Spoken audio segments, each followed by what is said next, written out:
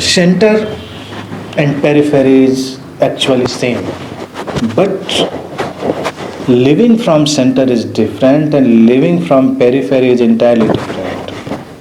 केंद्र यानी centre, soul, consciousness, वहाँ से हम जब जर्नी करते हैं परिधि की ओर, तो उसमें एक शक्ति है, एक पावर है। जैसे कि आप एग्जाम्पल से देखिए, गोला बनाइए, उसमें सेंटर बनाइए, तो सेंटर से पेरीफेरी की ओर तो हम कितनी भी रेखाएं ले जा सकते हैं, सेंटर एक ही होगा, यानी कि वो सोर्स ऑफ जो पावर है वो एक ही होगा। पेरीफेरी को हम कितना भी रंग रूप बदल सकते हैं, उधर जाने में, परिधि की ओर जाने में हम कितने भी बदलाव ले सकते हैं। कहने का तात्पर्य यह है कि होश तो एक ही है, व्यवहारिक जगत में वो अनेक अनेक रूप ले सकता है। हमारे अंदर जीने की ताकत तो एक ही होगी, लेकिन जब हम उसे व्यवहारिक जगत में ढालेंगे तो अनेक अनेक रूपों में बदल जाएगी। वो उसी तरह का घटनाक्रम है जैसे हमारे घर में इलेक्ट्रिसिटी आ रही, तो उसका एक सोर्स है, सेंटर है, वहाँ से जनरेट हो रही। फिर हम उस इलेक्ट्रिसिटी के थ्रू कितने भी काम कर सकते हैं, अलग अलग तरह के बल्ब जला सकते हैं, अलग अलग तरह के उपकरण उससे हम एक्टिवेट कर सकते हैं। लेकिन अगर वो सोर्स से आ ही नहीं रही है तो हम उपकरणों का क्या करेंगे। तो पेरीफेरी तो ये मैकेनिकल है, लेकिन पेरीफेरी पे आने के लिए वो सोर्स से वो एनर्जी आनी ज़रूरी है, सोल से, उस कॉन्शियसनेस से। हम अपने व्यवहार की, अपने आसपास की बहुत सारी चीज़ों की तो फिक्र करते हैं, लेकिन उस चेतना की फिक्र नहीं करते, तो कई बार ऊर्जा ही नहीं बचती, हम बिल्कुल ऊर्जाहीन होकर गिर जाते हैं कहीं पर। किसी किसी का संतुलन मानसिक चला जाता है, किसी का शारीरिक चला जाता है।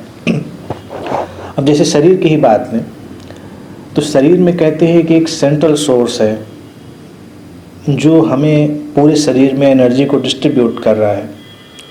हाथ चल रहा है, ये ठीक बात है, लेकिन हाथ का चलना किसी सेंट्रल सिस्टम से गवर्न है। अगर वहाँ से मैसेज नहीं आएगा तो हाथ की पूरी यांत्रिकता, मशीनरी ठीक होने के बावजूद भी हाथ मूव नहीं करेगा। अगर मस्तिष्क ने, ब्रेन ने वो स्टिमुलेंट भेजा ही नहीं, वो इलेक्ट्रिक वेव भेजी ही नहीं वहाँ पर कि हाथ को उठना है, तो हाथ बिल्कुल ठीक है, वो उठेगा ही नहीं।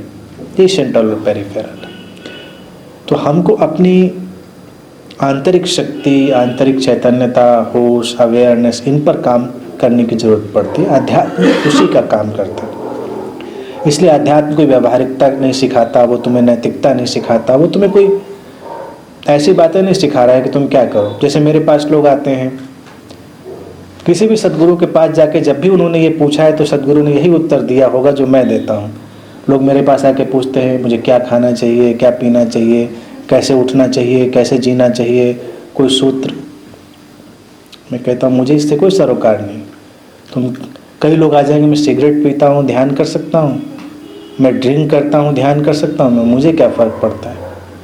मुझे तुम्हारे किचन में, तुम्हारे बेडरूम में, तुम्हारे ऑफिस में क्या चलता है, इससे क्या सरोकार है।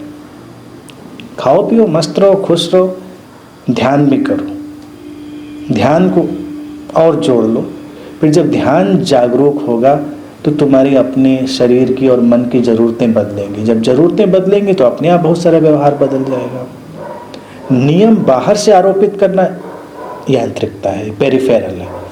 नियम का अंदर से आना सेंट्रल है, अंतर ही। एक अनुशासन बाहर से दिया जाता है, एक अनुशासन अंदर से आता है, आत्मा अनुशासन, सेल्फ डिसिप्लिन। तो एक साधक तो अपने सेल्फ डिसिप्लिन से चलता है, कहीं पूछने नहीं जाता मुझे क्या करना चाहिए, मुझे मंगल को नॉनवेज खाना चाहिए कि नहीं खाना चाहिए, हनुमान जी नाराज तो नहीं हो जाएंगे, या अब नवरात्र आ गए हैं तो अब छुट्टी, 10वें दिन सब शुरू। ये सारी बेवकूफ़ियों में वो नहीं पड़ता साधक, उसको क्या करना है। जब जो खाना है खाओ, नहीं खाना है मत खाओ, इससे क्या फ़र्क पड़ना है। सवाल है थोड़ा होश, थोड़ी करुणा, थोड़ी चैतन्यता लाओ, फिर शरीर की अपनी ज़रूरतें बदलेंगी, मन की अपनी ज़रूरतें बदलेंगी, धीरे धीरे सब बदलाव आ जाएगा, रूपांतरण आ जाएगा। तो it is living from the centre, from inner consciousness, not from the outer peripheral consciousness.